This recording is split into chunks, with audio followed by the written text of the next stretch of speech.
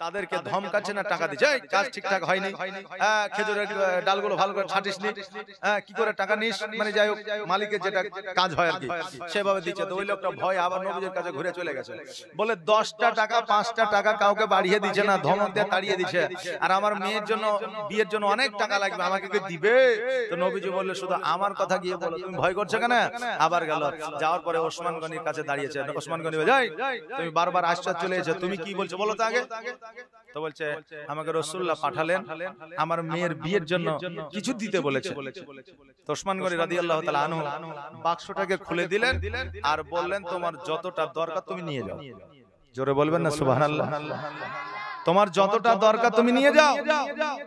হাতে পয়সা তুলে নিয়েছে টাকা, বলছে হুজুর একটা কথা বলবো, বেয়াদবি মাফ করবেন। বলে বলো। বলে কাউকে 1টা টাকা বেশি দিচ্ছেন না, যেটা মজুরি সেটাই দিচ্ছেন, আবার বকা দিচ্ছেন, অথচ আমাকে আমি যেমনই বললাম আর তেমনই বলছে তোমার যত দরকার নিয়ে যাও। ওসমান গনি বললে শোনো, যে লোকগুলোকে আমি টাকা দিচ্ছি এই হিসাবটা আমাকে কিয়ামতে দিতে হবে, আর আজকে যে টাকা তুমি নিয়ে যাচ্ছ এই হিসাব আমাকে লাগবে না, যেহেতু তুমি রাসূলুল্লাহর কথা বলেছো। জোরে বলেন সুবহানাল্লাহ। আর তোমার মেয়ের বিয়েতে কত টাকা লাগবে এটা আমি জানি না, তাই তোমাকেই উঠাতে বললাম যে তুমি উঠিয়ে নিয়ে যাও, যাতে কিয়ামতের নালিশ না করতে পারো যে আমার মেয়ের বিয়েতে 5000 টাকা খরচা হইবে কিন্তু আমাকে দিয়েছিল 2000, এই কথাটা যেন বলতে না পারো। এই জন্য আমি তোমাকে দায়িত্ব দিলাম, তোমার যত খুশি তুমি উঠিয়ে নিয়ে যাও। জোরে বলেন সুবহানাল্লাহ। তো এরাই তো নবীর আশিক ছিল, এরাই তো নবীর প্রেমিক ছিল, এরাই তো নবীকে প্রেম করনে वाला ছিল। আহারে এতক্ষণ পর্যন্ত চেয়েছে মা বোনদের কাছ থেকে 200 টাকা পাইলাম না। সুবহানাল্লাহ সুবহানাল্লাহ জাযাকাল্লাহ মাশাআল্লাহ। এই দেখেন সুবহানাল্লাহ জাযাকাল্লাহ। আচ্ছা একটা ভাই আমার 100 টাকা দিবেন না? এই দেখেন এই 50 টাকা 10 টাকা 20 টাকা। এই মায়েদের দিকে চাদর নিয়ে যাও, হ্যাঁ চাদরটা নিয়ে যান। আর কত চাইবো? চাইলে নাকি বলেন? সুবহানাল্লাহ সুবহানাল্লাহ জাযাকাল্লাহ মাশাআল্লাহ বারাকাল্লাহ। একটু তাড়াতাড়ি করে আসা। দয়ার নবী বিন প্রাণ বাঁচে না, একবার দেখাও না আমার। দয়ার রাসূল বিন প্রাণ বাঁচে না, একবার দেখাও না আমার। ওরে মরু বলে তোরে দয়ার নবী কি গিয়াছে তোর উপরে। ওরে মরু বলে তোরে দয়ার নবী কি গিয়াছে তোর উপরে। মরু বলে গিয়াছে সত্য, মরু বলে গিয়াছে সত্য, কিন্তু নবীর পায়ের ঘা কেন পড়ে না? দয়ার নবী বিন প্রাণ বাঁচে না, একবার দেখাও না আমার। দয়ার রাসূল বিন প্রাণ বাঁচে না, একবার দেখাও না আমার। ওরে রাখাল সনদ ভাই, দয়ার নবীজি আমার গিয়াছেন কোথায়? রাখাল বলে বুঝি না নবী, রাখাল বলে চিনি না নবী, তোমরা নবী কারে দয়ার নবী বিন প্রাণ বাঁচে না, একবার দেখাও না আমায়। সুবহানাল্লাহ সুবহানাল্লাহ।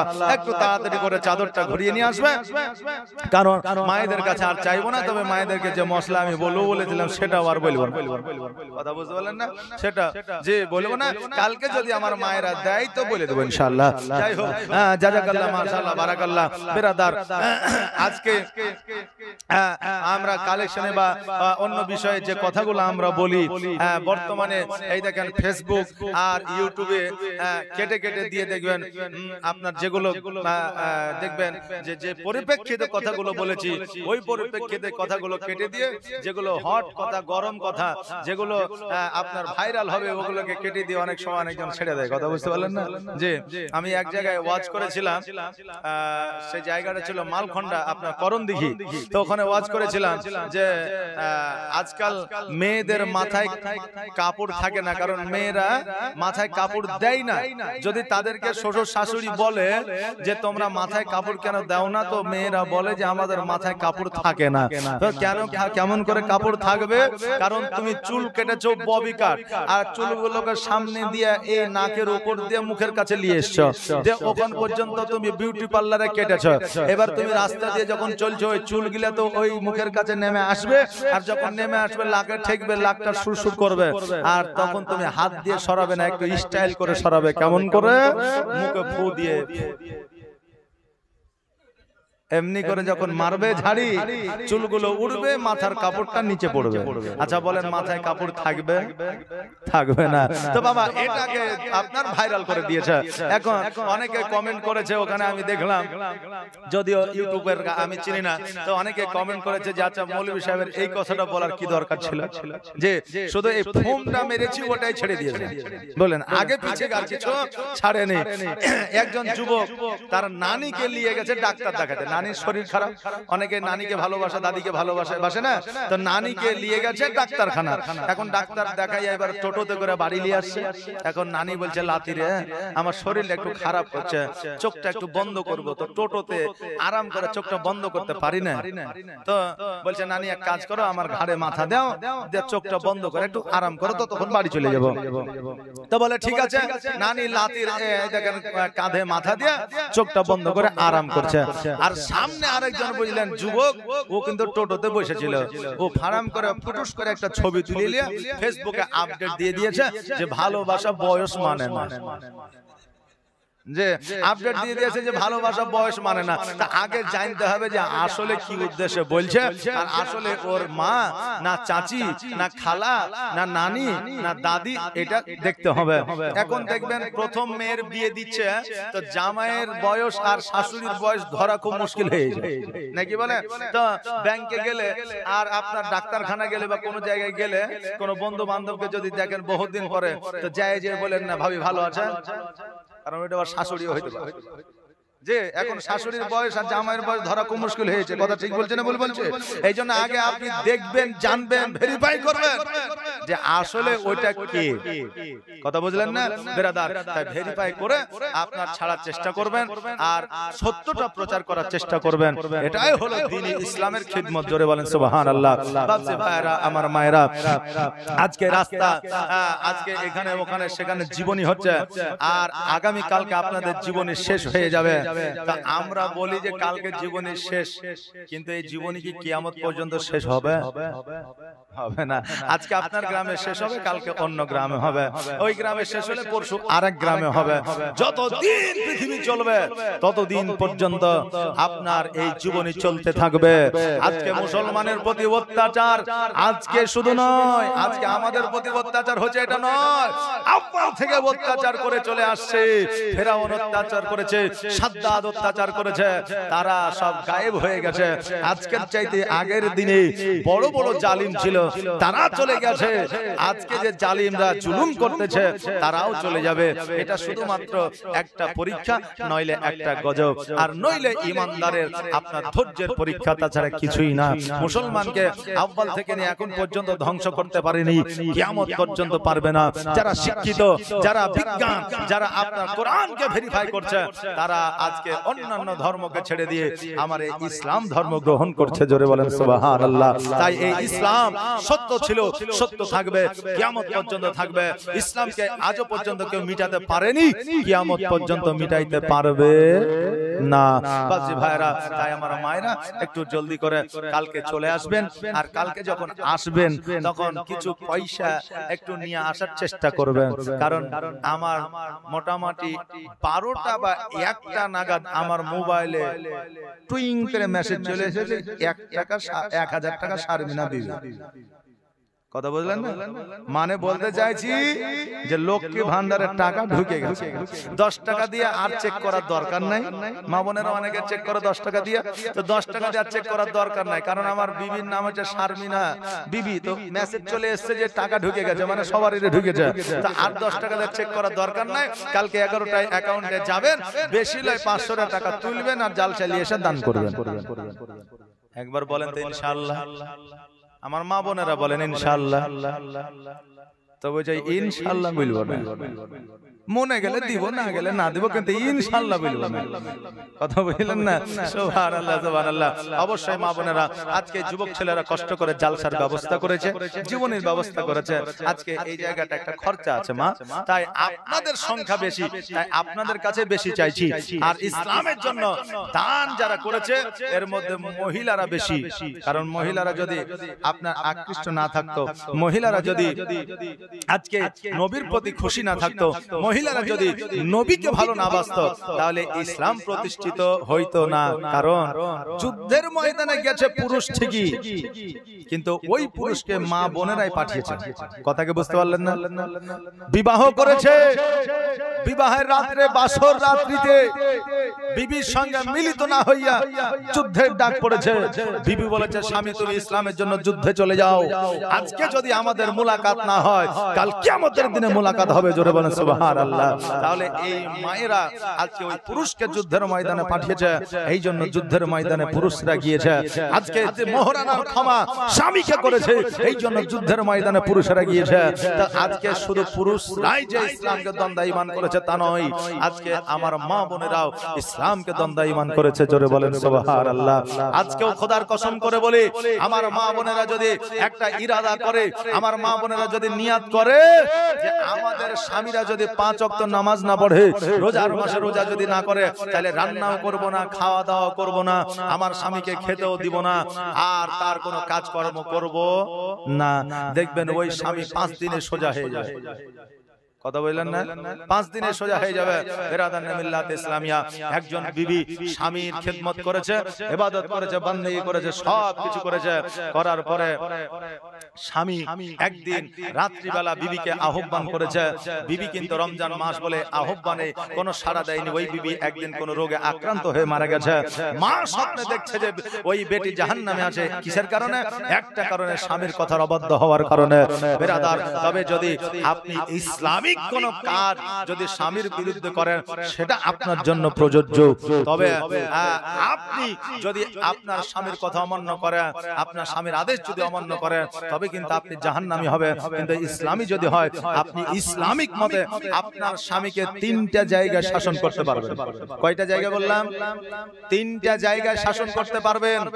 প্রয়োজনে স্বামীর নামে বিচার ডাকতে পারবেন, প্রয়োজনে স্বামীর জন্য আপনার বাপ মাকে ডাকতে পারবেন, প্রয়োজনে আপনার স্বামীর নামে কেস ফাইল করতে পারবেন, প্রয়োজনে স্বামীর নামে আপনি ডায়েরি করতে পারবেন, প্রয়োজনে আপনার স্বামীকে কেউ আঘাত করতে পারে, তবে আপনি নয়, আপনার স্বামীকে সোজা করবার জন্য আপনি 3টা জায়গায় স্বামীকে শাসন করতে পারবেন। এই 3টা জায়গা কোন কোন জায়গা আপনারা শুনবেন? শুনবেন? হ্যাঁ না বলেন? শুনবেন? এই 3টা জায়গা। আচ্ছা, 200 টাকা দিলেন না, 100 করে 3 জনে দেন তো, তাহলে বলে দেব। 100 করে 3 জন দেন, বলে দেব স্বামীকে 3 জায়গায় শাসন করা যাবে। এবার টাকাটা কিন্তু খুব সহজেই আসবে, কারণ 100-র মধ্যে 70টা মা চায় যে স্বামী আমার কথা শুনুক, আর স্বামীকে যেন আমি শাসন করতে পারি। কথা বললেন না? হ্যাঁ, সুবহানাল্লাহ, মাশাআল্লাহ। তাই 3টা মা আমার 100 টাকা করে দেন তো, একটু দেখি চট জলদি তাড়াতাড়ি করে 3 জায়গায় শাসন করতে পারবেন স্বামীকে, বলে দেব। একটু তাড়াতাড়ি করে, জলদি করে আসা। আবার সগো প্রেমিক বেলা মদের জগতে ফিরে নতুন করিয়া আজান হাকিতে কাবার মিনার পরে আবার সগো প্রেমিক বেলাল মদের জগতে ফিরে নতুন করিয়া আজান হাকিতে কাবার মিনার পরে দিয়ে যায় অমর পৃথিবীর সন্ধ্যা দিয়ে যায় অমর পৃথিবীর সন্ধ্যা এ জগৎ মাঝারে এসে নতুন করিয়া আজান হাকিতে কাবার মিনার পরে। সুবহানাল্লাহ। দেখেন 100 টাকা কে দিয়েছে? তুমি দিলে? আর 100 টাকা তুমি দিলে? সুবহানাল্লাহ। এই দেখেন বেটা ছেলে দিয়েছে, মেয়ে ছেলে দেয় নাই। জি, মা বোনেরা দেয় নাই। এই জন্য বলবো না স্বামীকে কোন তিন জায়গায় শাসন করা যাবে। এখন আমার বাপজিরা হয়তো বলবে যে আমাদের শাসন করার ব্যবস্থা করছেন আপনি এই সামান্য 300 টাকা নেওয়ার লেগে।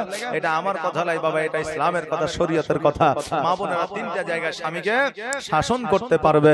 এই তিনটা জায়গা কোন কোন জায়গা আমি বলেছিলাম, বলে দিব, কিন্তু মায়েরা শুনবে না। বেরাদার, আল্লাহ যদি হায়াতে রাখে আগামী কালকে বলে দিয়ে যাব। বেরাদার মিল্লাত ইসলামিয়া, তবে কালকে শেষ দিন। আমার যত ইউটিউবার এখানে আছে প্রত্যেকেই এই শেষের দিনে দাওয়াত রইল। আপনারা শেষে অবশ্যই আসবেন। যার শেষ ভালো তার সব ভালো, নাকি বলে? প্রতিদিনই আসবে, আর কালকে আসবে না তাহলে কিন্তু মনটা খারাপ করবে। যেহেতু কালকে বিদায়ের দিন, সবার সঙ্গে একটু মোলাকাতের ব্যাপার আছে নাকি, যে এই জন্য আমি ইউটিউবারকে বললাম খাস করে যে আপনারা আসবেন। আপনাদের সঙ্গে এসেছি যতদিনই কথা হয়নি, বার্তা হয়নি, মোলাকাত হয়নি, শেষের দিন একটু মোলাকাত হবে। আর আমার মা বোনদের দাওয়াত রইল, আপনারাও আসবেন। পাড়া প্রতিবেশী যে মা বোনেরা আছে তাদেরকেও ডেকে নিয়ে আসবেন, যে শেষের বেলা দোয়া হবে, চ একটু দোয়াটা করে আসি। সুবহানাল্লাহ, জাযাকাল্লাহ। যাই হোক বাপজি ভাইরা, আমার মায়েরা বোনেরা আসেন, নবীজিকে একবার মন থেকে সালাতু সালাম জানাই। ইয়া নবী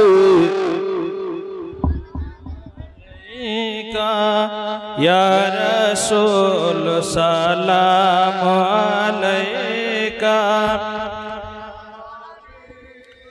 সালাম আলাইকা সালাওয়াত ইয়া রাসূলুল্লাহ,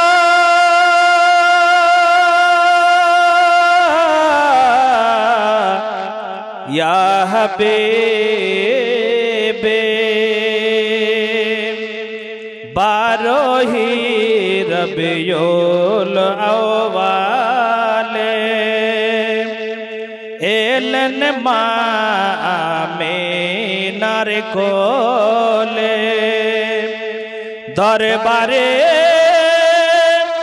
দুই হাত তুলে নবী কান্দেন উম্মতি বলে, ইয়া নবী সালাম আলাইকা, ইয়া রাসূল সালাম আলাইকা, ইয়া হাবিব সালাম আলাইকা সালাওয়াত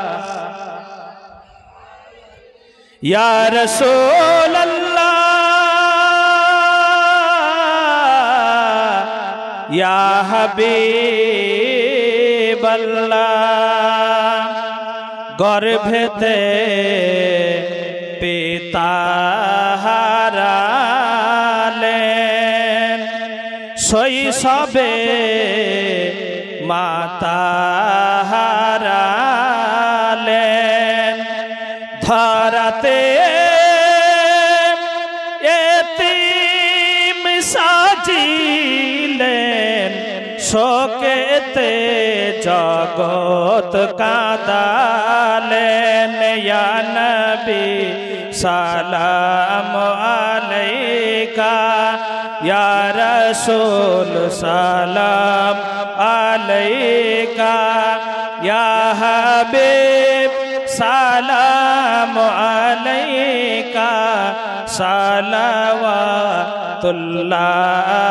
আলাইকা। আলাইকা আসসালাতু ওয়াসসালামু আলাইকা ইয়া রাসূলুল্লাহ আসসালাতু ওয়াসসালামু আলাইকা ইয়া হাবিবাল্লাহ আসসালাতু ওয়াসসালামু আলাইকা ইয়া নূরাম মিন নূরিল্লাহ ওয়া আলা আলিকা ওয়া আসহাবিকা ইয়া শাফিয়ানা ইয়াউমাল জাযা বালাগাল উলা বিকামালিহি কাশাফাত তুজা বিজামালিহি হাসনাতু জামিউ খিসালিহি সাল্লু আলাইহি ওয়া আলিহি।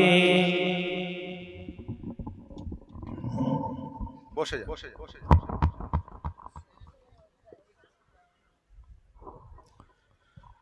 সকলে দোয়া করেন আল্লাহুম্মা আমিন। রব্বানা আতিনা ফিদ দুনিয়া হাসানাতাও ওয়া ফিল আখিরাতি হাসানাতাও ওয়া কিনা আযাবান নার। রব্বানা যালামনা আনফুসানা ওয়া ইল্লাম তাগফির লানা ওয়া তারহামনা লানাকুনান্না মিনাল খাসিরিন। ইয়া রাব্বুল আলামিন মাওলা, আজকে 4 রাত্রি জীবনী চলছে মাওলা, আমাদের জীবনী তুমি কবুল করে নাও, ভুল ভ্রান্তি মাফ করে দাও, ক্ষমা করে দাও, সব গুনাহ মুস্তাফার রওজা মুবারক পৌঁছে দাও আল্লাহ গো। কেউ 10 টাকা 20 টাকা 500 টাকা 200 টাকা মাওলা দান করেছে, যে যেমন ভাবে দান করেছে দানকে তুমি কবুল করে নাও রব্বুল আলামিন। মাওলা আমাদের বালা মুসিবত দূর করে দাও, আসমানে বানা আসমানে উঠা নাও, জমিনে বানা জমিনে দাফন করে দাও আল্লাহ। আমাদের আত্মীয় স্বজনকে তুমি জান্নাতবাসী করে দাও রব্বুল আলামিন। মাবুদ আমাদের রুজি রোজগারে বরকত দাও, খেতে খামারে উন্নতি দাও রব্বুল আলামিন। ছোট বড় সকলে তোমার দরবারে হাত ধরে তুলেছি, জানি না কার হাত ধরে পছন্দ হবে, যার হাত ধরে পছন্দ হবে তার হাত ধরে ওসিলায় আমাদের সকলের দোয়াকে তুমি মঞ্জুর করে নাও রব্বানা তাকাব্বাল মিন্না ইন্নাকা আনতাশ সামিউল আলিম ওয়া তুব আলাইনা ইন্নাকা আনতাত তাওয়াবুর রহিম। ওয়া সাল্লাল্লাহু তাআলা আলা খায়রি খালকিহি মুহাম্মাদিন ওয়া আলিহি ওয়া সাহবিহি আজমাইন বিরহমাতিকা ইয়া আরহামার রাহিমিন। আমিন সুম্মা আমিন। বাহাক লা ইলাহা ইল্লাল্লাহু রাসূলুল্লাহ সাল্লাল্লাহু আলাইহি ওয়াসাল্লাম। আসসালামু আলাইকুম ওয়া